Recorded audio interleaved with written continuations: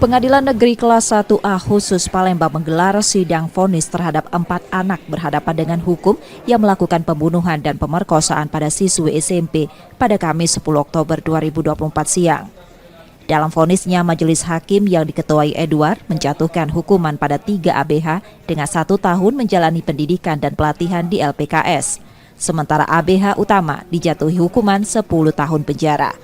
Dalam vonis tersebut, keempat ABH terbukti secara sah memaksa persetubuhan dengan orang lain yang mengakibatkan orang lain meninggal dunia.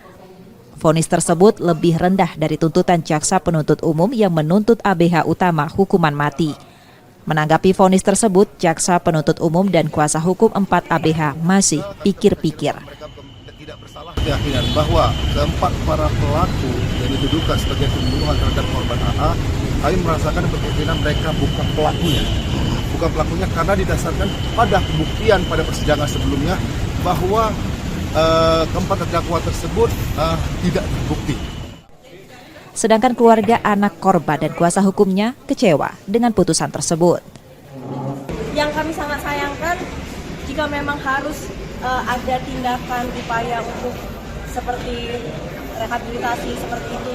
Kenapa hanya cuma 1 tahun? Itu yang pertama.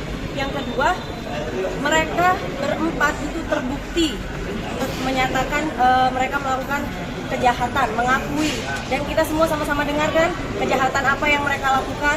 Bahkan orang tuanya pun tidak ada yang meminta maaf sama korban.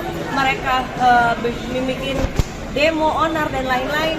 Kami benar-benar sangat kecewa dan menyayangkan sikap majelis hakim. Sidang pengadilan anak ini digelar maraton sesuai undang-undang yang harus diselesaikan dalam waktu dekat maksimal 10 hari. Yudi Kiswanto, Kompas TV, Palembang, Sumatera Selatan.